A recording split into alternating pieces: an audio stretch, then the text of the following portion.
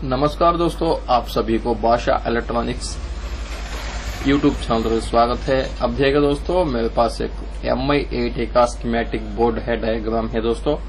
इससे हम हमारा साउंड सेक्शन में प्रॉब्लम आ रहा है तो हम कैसा डिफेंड करना है, इसको हम कैसा ट्रेस करके ये प्रॉब्लम सॉल्व कर सकते हैं, ये वीडियो में आपको बता दूंगा। देखिए दोस्तों, अब ये हमारा Redmi 8A में आने वाला रिंगर सेक्शन है दोस्तों। ये पूरा हमारा रिंगर सेक्शन है, ये हमारा रिंगर ऐसी होता है दोस्तों। ये इसका नंबर है AW87519 है दोस्तों। ये हमारा रिंगर ऐसी का नंबर है, ये हमारा रिंगर ऐसी होता है दोस्तों। ये हमको कहाँ पर रहता है को बोले तो अब हम इसमें ब्लैक डायग्राम में निकल जाना है दोस्तों। ब्लैक डायग्राम में निकल जाने से यहाँ पर एक नंबर दिख रहा है, देखो U2000 बोलकर दिख रहा है। ठीक है दोस्तों, ये नंबर कहाँ पर है कि हमारा बोर्ड पर, वो आप हम चेक कर देना है। चेक करके वो नंबर पर हम जाना है दोस्तों। अब वो इसमें मैं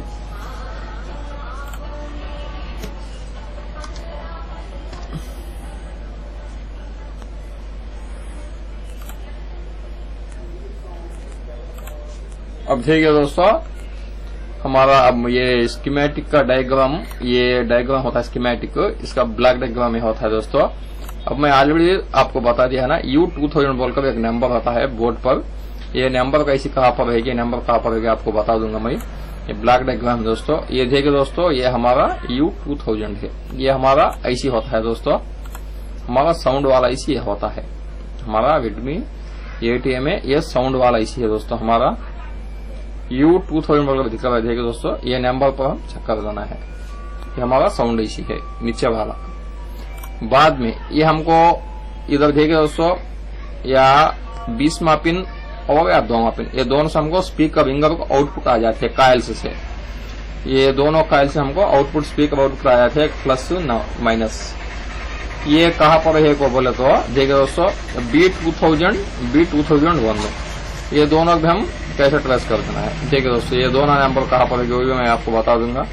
देखिए दोस्तों, ये B2000, ये B2001, ये दो हमारे आउटपुट काइल्स, रिंगर को जाने वाला लाइन वाला काइल्स है दोस्तों। ये दोनों से हमको रिंगर को सप्लाई तो आ जाता है। ये हमारा साउंड ऐसी है, ये दोनों हमारा रिंगर को आउटपुट जाने वाला सप्लाई है, स्पीकर को साउंड देने वाला काइल्स है दोस्तों। इसका बाद में हमारा ये स्पीकर ये स्पीकर को जाने वाला लाइन ये होता है दोस्तों 8 और 7 और 8, ये दोनों पिन से हमको स्पीकर ईयरफोन स्पीकर को सप्लाई जाता है। ये दोनों से ये काइल से C2009 C2008, ये भी कहाँ पर है कि एक बार देखेंगे।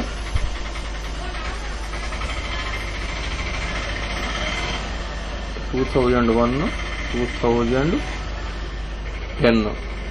ये बहुत छोटे है दोस्तों, इसलिए हमको इसमें नहीं दिख रहा है। ओके, इसका बाद में हमारा ये देखिए दोस्तों 9 और 10, ये दोनों पॉइंट से हमको इनपुट सिग्नल तो आ जाता है। हमको ये साउंड आने के लिए ये दोनों पॉइंट को इनपुट सिग्नल आया था दोस्तों, 9 और 10 को दोनों को इनपुट सिग्नल तो आ जाता है।